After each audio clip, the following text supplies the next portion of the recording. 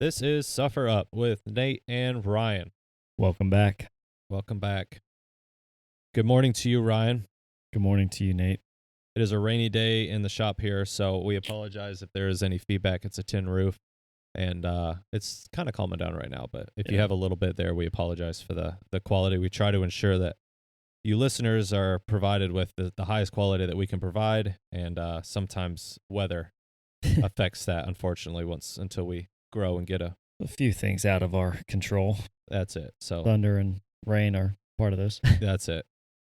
You can only edit out so much of that. And so anyway, welcome back to another episode of the Suffer Up podcast, where our mission is to encourage and lead others to suffer with a purpose, striving to level up in life with an emphasis on spiritual, mental, and physical well-being.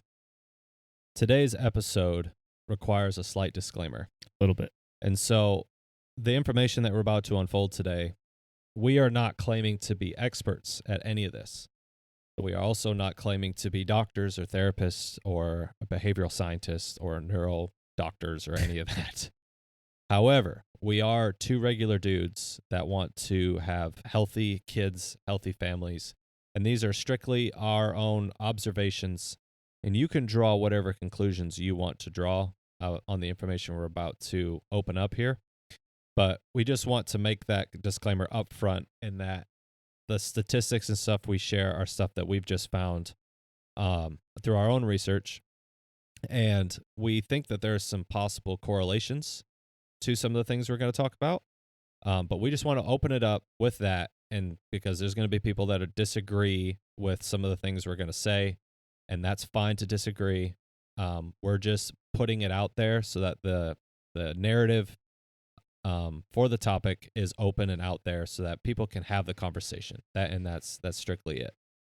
So Ryan, would you mind introducing our topic for today? Yeah. So all that to say, we're talking about ADHD, ADD, disorders of said type in children specifically.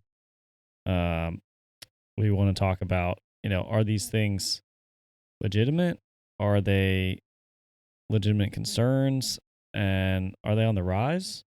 Or are kids just being kids? What's the deal with this stuff? So before we jump into our thoughts, we've got a few statistics. First off, ADHD is attention deficit hyperactivity disorder, and ADD is the same thing without hyperactivity. Yeah. So it's essentially just a disorder where kids have a hard time focusing and are hyperactive, can't sit still, have to be moving around, doing stuff the whole time, which is really not ideal for our current classroom settings. Right. I think that's where the biggest issues come in, is in school. They are having trouble there. But our statistics that we found were ADHD diagnosis in kids rose by 42% from 2003 to 2011. Yep. That's kind of the first one that we first started with. We're like, holy cow, there's a rise, 42%.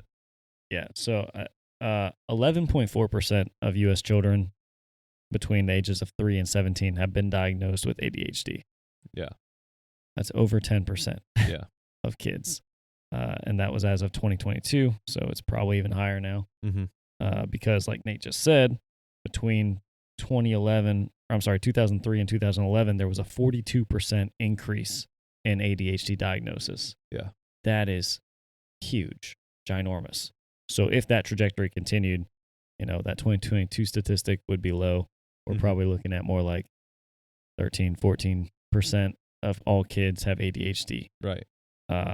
That's scary. Having 3 kids of my own, that's alarming. And having a boy, we both have a boy. Yep. That's even more alarming, because boys are 2 times more likely to be diagnosed with ADHD than girls. Right.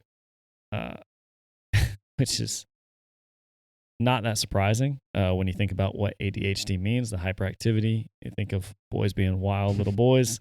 Wow. And it's not that surprising, right. But it does concern me, because I don't want my kid being labeled as something necessarily, right. Mm-hmm. I mean, obviously sometimes there's real issues, legitimate issues that need addressing. But is this ADHD stuff real, or is it just hocus pocus? Hocus pocus. Yeah, and 78% of kids with ADHD also are diagnosed with a other behavioral learning condition.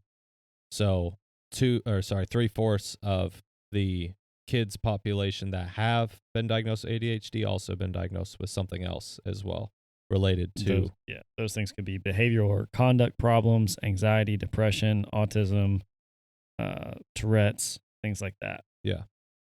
Now,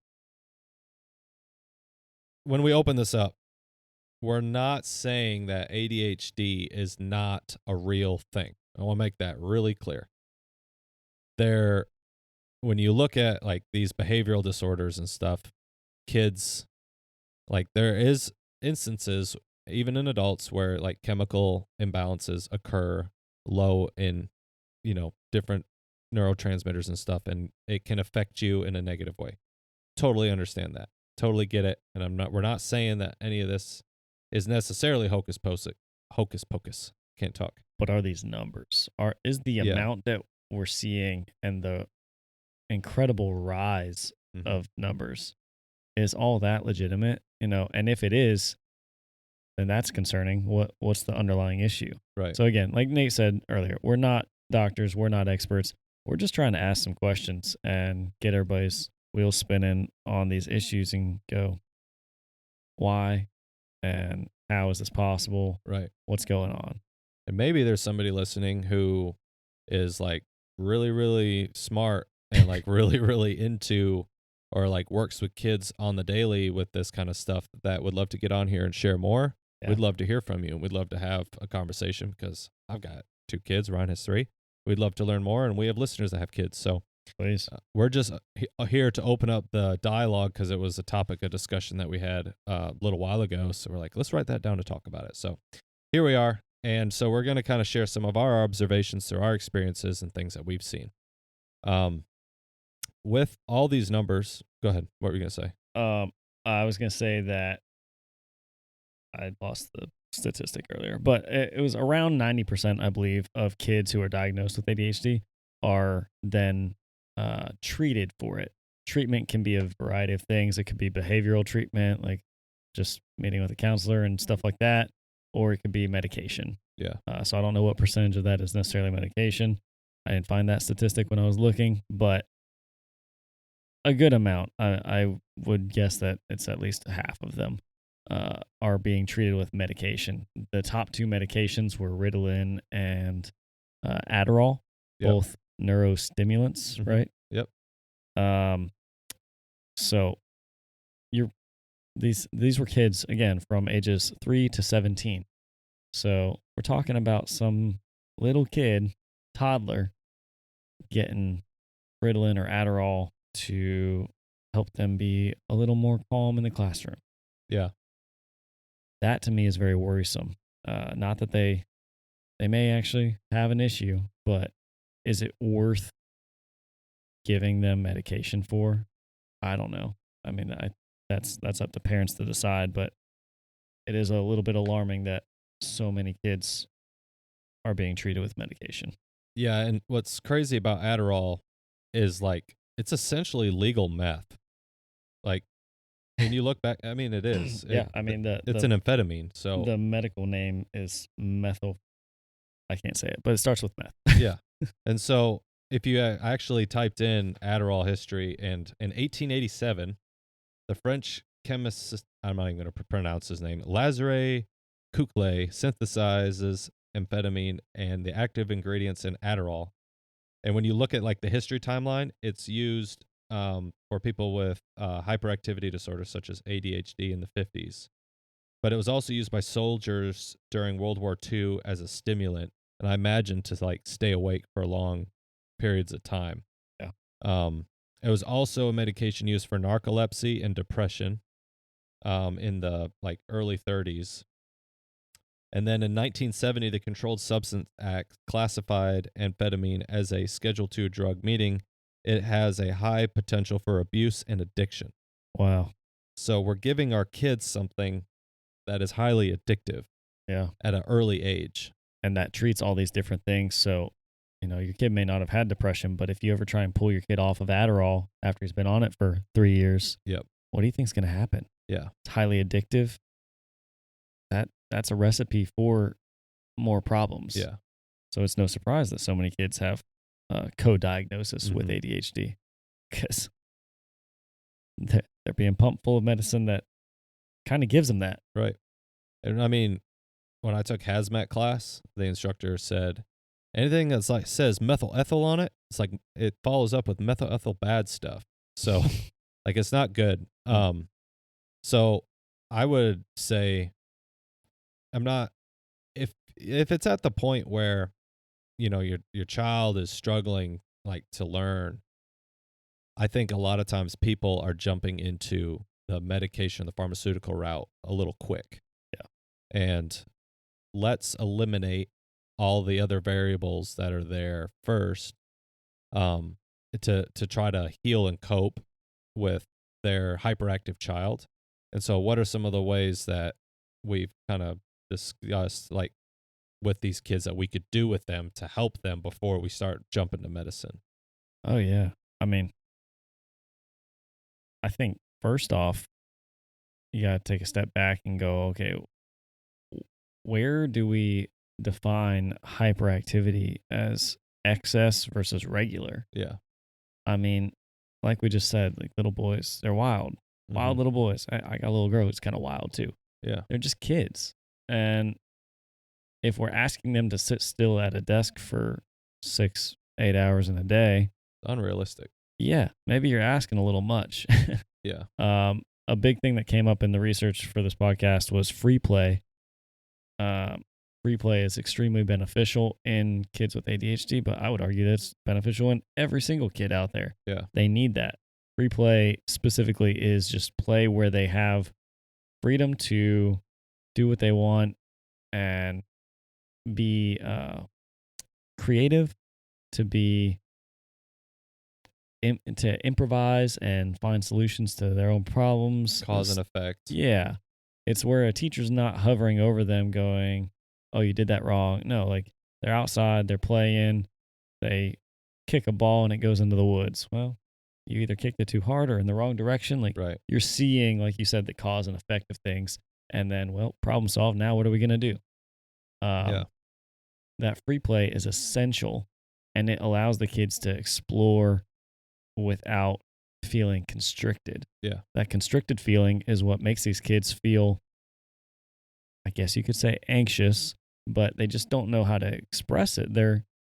They feel constricted. They feel what they are. They feel like they can't do what they want to do, and so they act out. Either they get upset, they start causing problems, or maybe they just get hyper and want to move around the classroom, do things.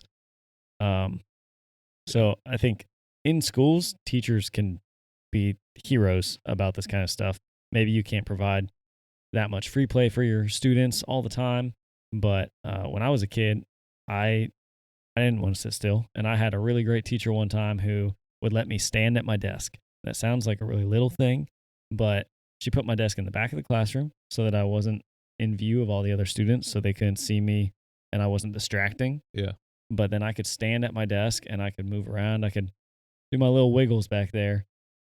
Some people tap their foot. I want to tap my whole body, I guess. Yeah. Mhm. And just wiggle around. So me being at the back of the classroom and being able to stand up, that was like a huge, huge positive change in my school year. Yeah.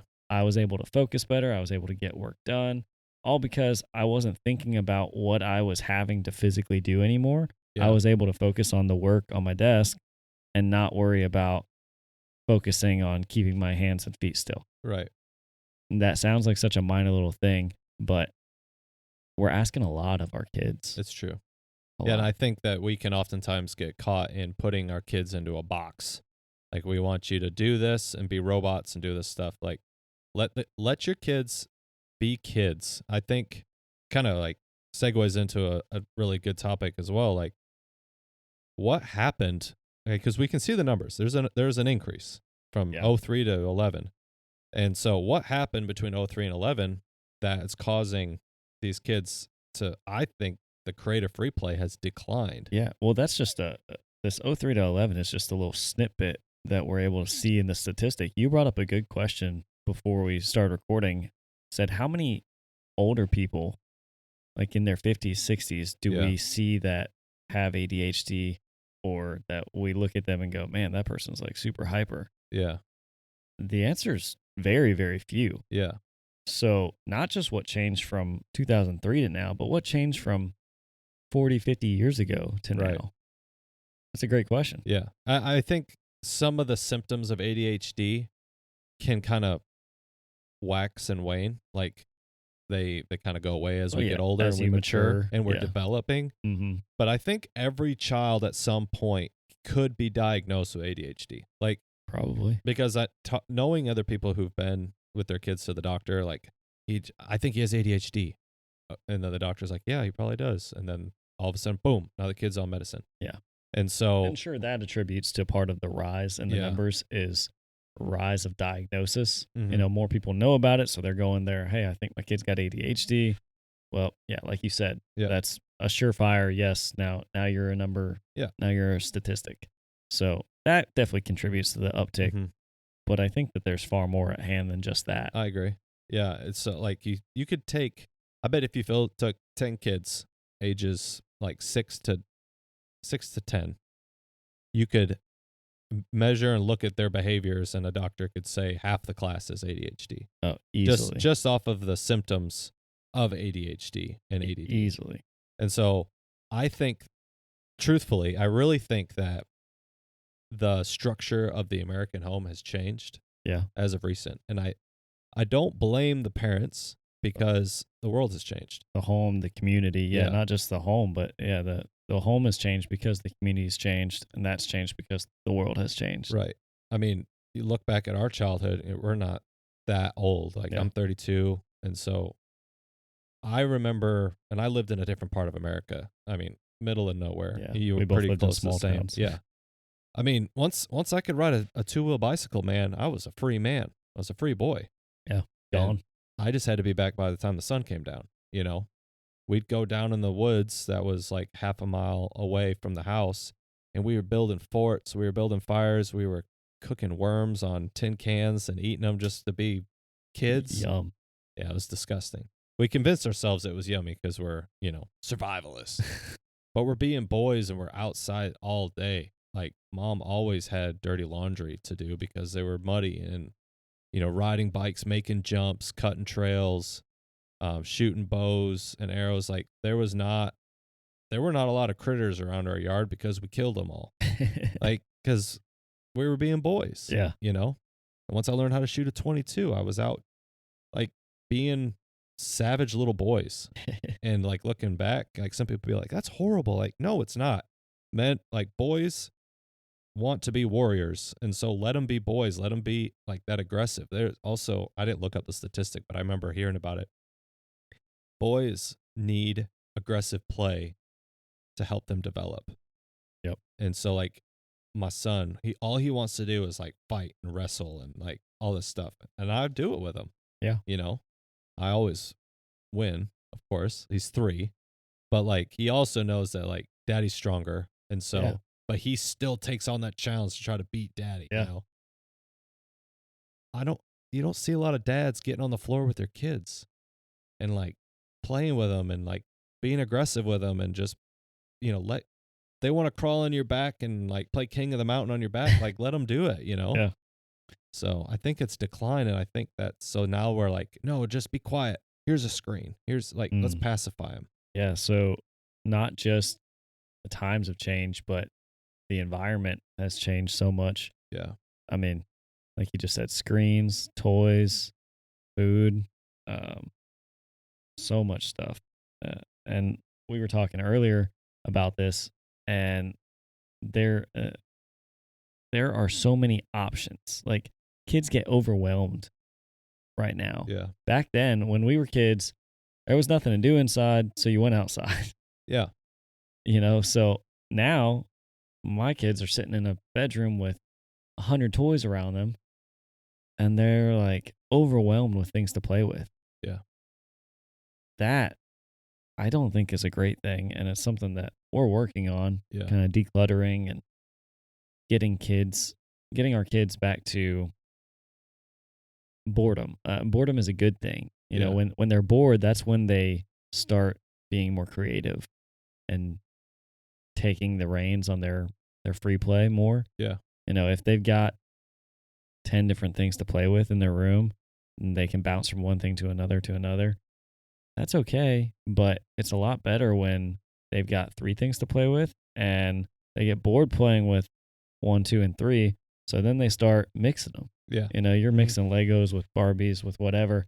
Like, whoa, now we're getting creative. Right. How can you make a Barbie chair out of Legos? And Yeah. now that's part of it. Like stuff like that, that if you have a Barbie chair and 100 Barbie chairs, well, they're never going to make one out of Legos because they've Right. got 100 of them. Mhm. That's true. Yeah, and like also with that too is coming up with creative games. So, Mm. you know, I told Brant this fall he's going to come up with me to Wisconsin to deer hunt. So that's all he talks about. He thinks we got him this little toy bow, so he thinks he's going to shoot the deer with his plunger bow and Yeah. arrow at 3 years old. But Just suction cup the deer. yeah, I told him I'd take him out in the stand a couple times. So I'm looking forward to that. But he's like, he sees me practicing in the backyard shooting my bow and he wants to go hunting. So he brings his bow out there to shoot with me.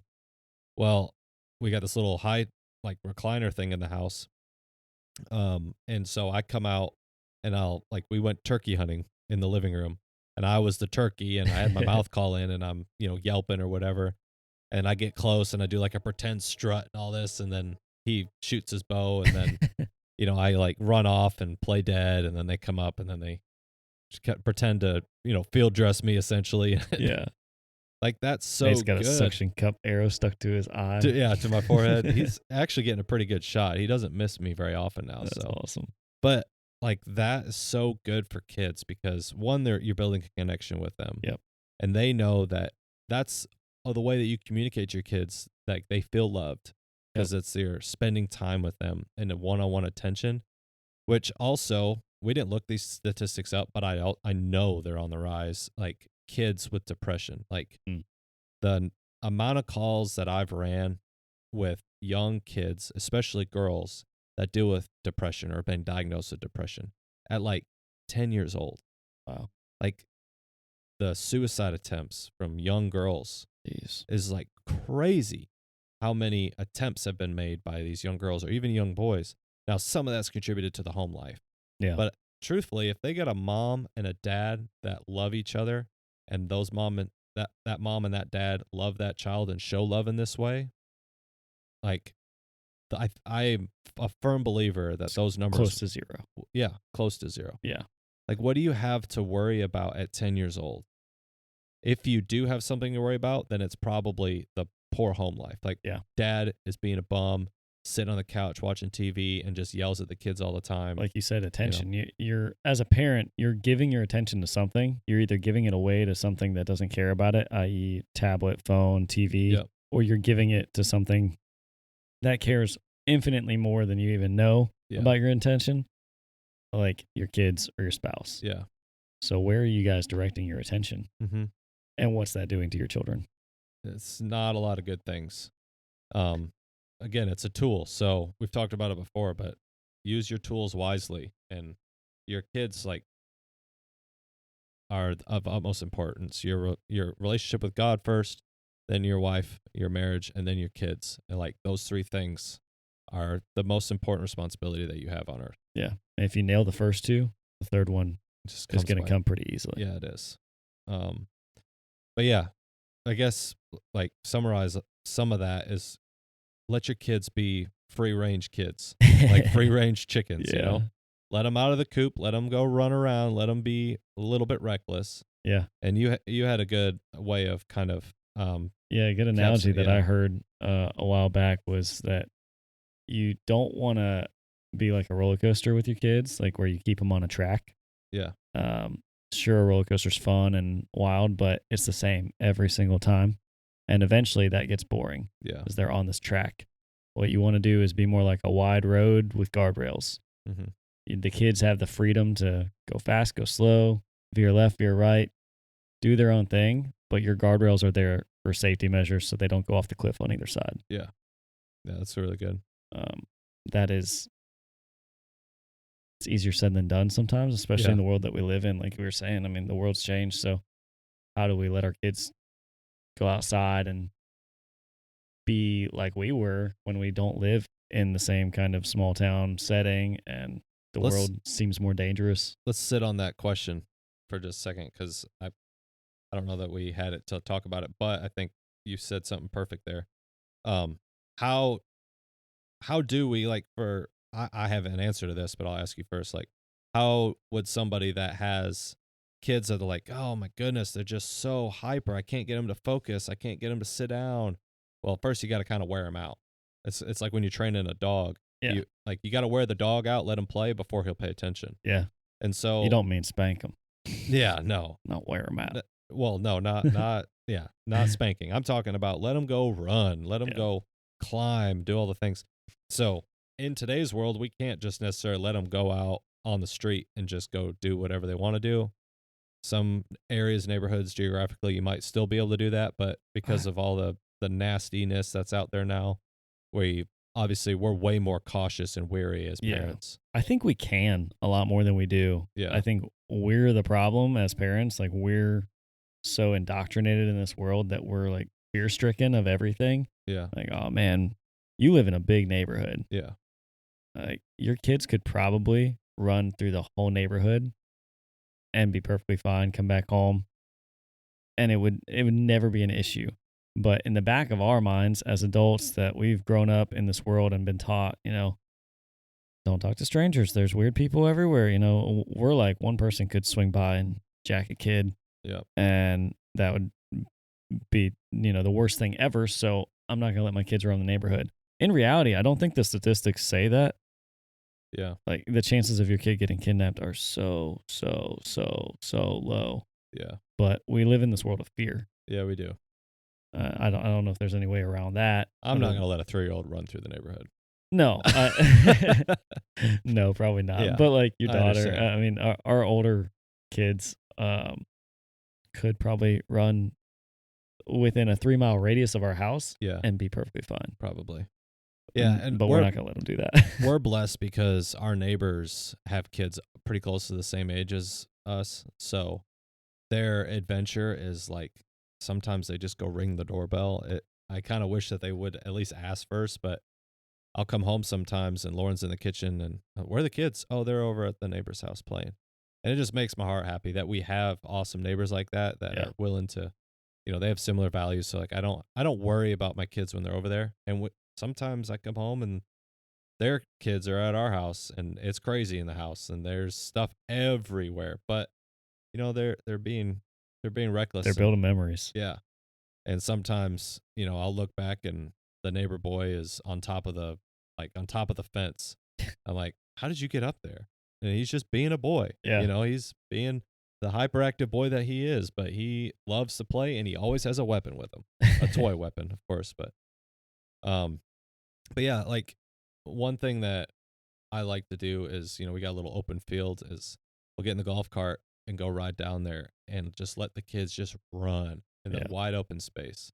When we go up to Wisconsin to see my parents, they live on 2 acres, but it feels like they're living on 2,000 because the whole field's where our playground. We get lost in the corn as a kid, you Yeah. know, and we had to figure out how to get out of the cornfield. And if you've ever Yeah. been lost in a cornfield, it's pretty intimidating. But Yeah. I love places like that where like neighbors' land feels like freedom. Yeah. Not I was gonna say free land, but yeah, to a kid, it's like they're free to explore it. Just don't mess up your neighbor's stuff. Yeah. And you're good. I had some great neighbors like that when I was a kid growing up that were completely fine with me riding my dirt bike even all over their property yeah, up in the hills as long as I didn't ride through their cow pasture or something. Like that. There was a few set rules, but the rest was like, sure, dude, go be a kid. yeah, Have fun. exactly. Try not to break your neck on my land. Yeah, exactly. I was also thinking too when you said that, like neighbors growing up. We had this neighbor boy that was down the hill. He was a little less fortunate than we were. Country neighbors. Just put that out there. Yeah. It's not like next to us. 3 at all. miles away. Yeah. But anyway, we'd like meet up all the time. Sometimes he'd come over to our house and play, and we'd go over to his house. And I remember like he had older brothers. So he was the youngest.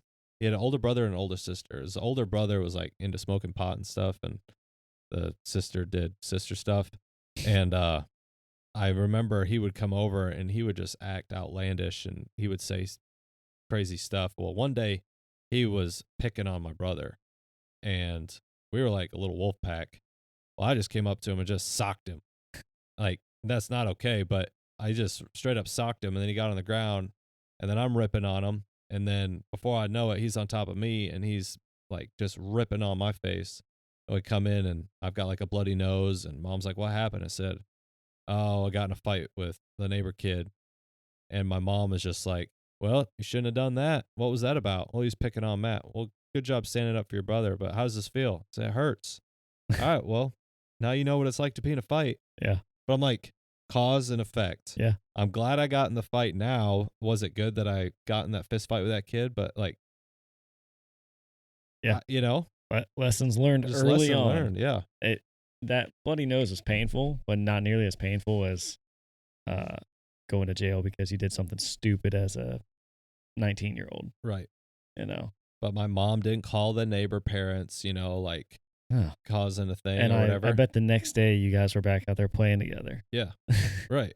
That's something I've always loved about little boys in particular is that they just fight it out and then move on. Yeah. Well, Like we were tight. little girls after that. are vicious. They hold a grudge. Mm-hmm. Like, she's not my friend anymore. Yeah. Like, okay. Yep. Little boys, they're like, I'm gonna punch you in your face, then tomorrow we're gonna play hide and seek. Yep. Pretty much. Yeah. Like when I worked at the psych floor at the old hospital, there was 4 floors. You had the geriatric floor, the women's floor, the men's floor, and the pediatric floor for behavioral health issues. Yeah. And so they had all kinds, schizophrenia, bipolar, like legit stuff going on in there. It was like full lockdown, everything else. Geriatric floor, easy. Dementia, Alzheimer's. Like it wasn't easy, but like easy people to manage. They're just confused and kind of at the end of their life. And then you've got the men's floor, and they'll get down and there'll be fights, but you can kind of talk to them like bros, and they'll kind of settle down. Yeah. And kind of get in their face a little bit and just kind of say like, "You're not in charge. I'm in charge." I'm not an intimidating person at all, but you can kind of reason a little bit more. Yeah. Kids floor is just sad because the kids floor is like, you got these kids, you can't fight the kids, but the kids want to really fight you. Yeah. But they're literally messed up. But most of those kids were like broken homes, But the floor that scared me the most, the woman's floor. How do you fight or defend yourself against a woman that wants to scratch your eyes out? And you can't reason with them. Like they're women. Yeah. We love you. No. But it's true, man. The women's floor, and arguably everybody else agreed, like that women's floor, oof, that was a tough floor to be on. Jeez. It's next level. But we're here talking about kids.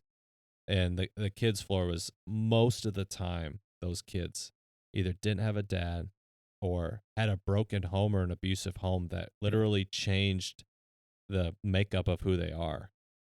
And it's really hard for kids to bounce back from that. Yeah. And so there's so much development that happens in the early years. Yeah. And if you screw that up to that extent, then the bounce back is non-existent. Yes. But screw it up a little bit, but kids are resilient. They're very resilient. So I guess like the big takeaway for our listeners here, again, we started the podcast with, we're not doctors. We're not medically trained professionals in this realm by any stretch of the words, but some observations, just kind of like recap everything is observations and questions. Yes. ADHD, ADD, behavioral health issues are on the rise. Yep.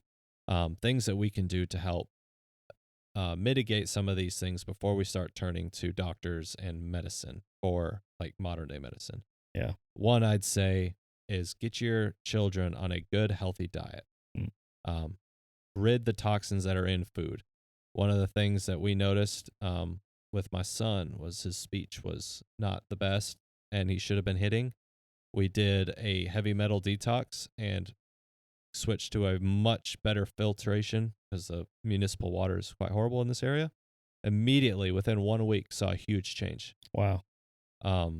We got rid of doing a lot of the processed wheats, and we started doing like true wheat that's like from Italy and stuff that doesn't have all that extra garbage that's in it. Yeah, not the getting rid of the enriched stuff. Enriched wheat. So Enriched and fortified. that's it. So do your homework there. All our meats are either stuff I've killed or wild pasture raised stuff that doesn't have the hormones, antibiotics, and stuff like that. Yeah. So we've eliminated that. So just be cautious of what you're putting into your kid's body. Yeah. That can be diet based, that can be medicine based, that can be vaccine based. Yeah. I know everybody's got lots of different opinions on vaccines, but one thing I specifically, my wife and I do when we take our kids to the doctor and they want to get, it's time for their 2-year checkup or whatever, and they need 3 vaccines. Yeah. We don't ever do more than one at a time. Yeah. Now it's up to you if you even do any or all of them, and sometimes we don't. But the point is, do one at a time, because if you do 3 at a time and your kid has a reaction to something, you don't know what it was. Yeah. So I would say at the very least, if you want to get your kid vaccinated for everything under the sun, do it one at a time. Give their body a chance to react to something or not react to it, and then move on from that. Yeah. So, and I mean, when I was vaccinated as a kid, it wasn't as many shots as what they're giving now. So that's a very controversial topic and very spoken about right now. Yeah. But there's a lot of new studies coming out about vaccines and kids with autism, ADHD, stuff like that. Acetaminophen, your Tylenol causing, what was it, autism, you read? Yeah, the White House came out with something this last few weeks ago about they found that women that consume or take acetaminophen, and it's acetaminophen. I've heard some mispronunciations of that word. Whatever, Tylenol. Yeah, Tylenol. If you're taking it during pregnancy, your child has a higher increase in autism. That's just what they're saying. There's no telling. Acetaminophen is... I mean, I don't doubt it. But it's probably not just that. It's probably all the medicines. There's too many contributing factors. Yeah, I was going to say, it has to do with, is the mother of this unborn child eating McDonald's every day? There's so many things going into your body. It's not just the Tylenol. Yeah. Surely it's not just that. Yeah. You were just talking about all the different processed foods that we're putting in us. All these things are contributing factors. So back to your point. Yeah. Yeah. Control what goes in your kids' bodies. Yeah. I'd like to see a study done about people that live like the way we used to live. Yeah. Not like us, but like people. Years and years ago, where they're pulling water from a spring out of a side of a mountain, and they're growing their own vegetables, and they're harvesting their own game and animals and farm animals. People that truly live that way, and look at the numbers, like do a case study and do the numbers on those people, and as far as behavioral health and just general health issues. Well, look at all the old people like we were talking about earlier. Yeah. I mean, I think the case studies are probably there. People just don't want to acknowledge it. I also don't think that they necessarily were the healthiest, because they were also part of the cigarettes. Well, they were also part of the cigarettes, but they were also part of the the advancement of medicine. Like there was a lot of stuff that happened during their generation. A lot of new stuff. And like, oh, this is the greatest thing ever. Like, no, it's really not. Like, and like Teflon. There's an interesting documentary on that. Like DuPont. All the things that came out during that time. Oh, it's a non-stick pan. Well, my cast iron is non-stick. So anyway. So I think that there's obviously flaws in their generation as well, but there's too many things. Like let's eliminate the variables. So make sure your kids got clean water, give them good, wholesome food, high protein, a balance of carbohydrates, get them to eat their vegetables. A trick that I started doing with my kids is doing protein pancakes. I love them, and mixing in like soup, like greens, the granulated greens into my kids' food. So as a whole, try to give your kids good food. Yeah. Allow them to do creative self-play. Create an environment for them. Don't be a train track, be the bumpers, be the rails. And just allow them to do those things. Make sure they're getting a lot of sleep. Let have a regimented bedtime. Get the sleep that they need. I think sleep is underrated, Yeah. but kids need a lot of sleep, like more than 8 hours. Yep. So make sure that they get that or have the opportunity to get that on a regular basis at least. Yep. Sure, there's going to be some nights that you end up staying up late or whatnot, but a regular sleep schedule that includes more than 8 hours is really, really beneficial to your kids. Yes. And eliminate not eliminate, but try to protect screen times. Yep. It's turning your kids' brains into potato soup, and it's not good. Like, don't use it as a coping mechanism to try to control them. We adopt Friday night movie night. That's really the only time the TV is on in our house. Yeah. Every once in a while on a Saturday we might have it on, but for the most part, Friday night movie nights, that's it. And I'm not saying that my house is perfect. We got issues, but it's just some things that we've adopted, and we've noticed a change in our children's behavior. I also had this, I didn't bring it up earlier, but like my son and my daughter have this game they like to play. My daughter's the mommy and my son is the dad. So they call each other mommy and daddy. And one of Lexi's baby dolls is like the kid. Yeah. And so when my daughter goes to school, my son takes care of it as though like he's a stay-at-home dad, and like literally takes her to the bathroom, gives her baths, feeds her, like all this stuff. And it's like this game that they play like indefinitely. Never ends. It never ends. And it just makes me happy because like their creative side is. That's gonna be a sad day when one day they stop playing that. I know, man. And every time I come home from work, there's something on my nightstand. There's more toys in our bedroom than there is in their room. Yeah. Like a Matchbox car or whatever's on my nightstand, and it just like, it used to bother me, but now I'm like, one day I'm gonna wake up and want to see a Matchbox car on my nightstand. Yep. So. Yep. My nightstand's littered with little notes from my daughter. That's cool. Yeah. Pictures that she's drawn. Mm-hmm. Yeah. Let your kids be kids. And you know what? Your kids probably, if they're just all over the place and acting crazy, they're probably normal. Yeah. Let them get their wiggles out. Let them be wild. Let them be crazy. And then they also probably do have ADHD. Yeah. Which is fine. Yeah. Yeah. I would argue that is normal. Yeah. And that's okay. So don't be quick to medicate your kids. Yeah. That's the advice I have. But what do I know? Nothing. Nothing. Yeah. I know a lot about nothing. No. Just observations, guys. I second all that. I think you just need to control what goes in your kids. I think you'll be surprised at how mellow and good they actually are when they have better stuff put into them. Yeah. If your kids eat at McDonald's and then have a Coke at the age of 4, yeah, they're going to be bouncing off the walls and they're going to throw tantrums. Like, their body's not made for that. Right. Nobody's really is, but a 4-year-old definitely isn't. So I think you'd be surprised at how good your kids can act or how much their behavior can change when you focus on what you put into them. And then what comes out is just them being a kid. Yep. Let them be. Let them be kids, guys. So that's our thoughts. We'd love to open up the dialogue. Please share your comments with us. And tell us we're wrong. Tell us we're wrong. Disagree with us. That's okay. We like disagreement. So yeah, this is the Suffer Up Podcast with Nate and Ryan. Little disclaimer as well. Check out our link tree in the description of this podcast where you can follow up and get a hold of all of our episodes, but also you can get a hold of a pair of sweet soft socks. They are a sponsor of the channel, and we have a discount code for them, Suffer10. We also have a Sticker Mule store where you can get some stickers and merchandise to help support the channel and keep doing what we are doing. We love you guys, and we thank you so much for tuning into this episode of the Suffer Up Podcast. Suffer up.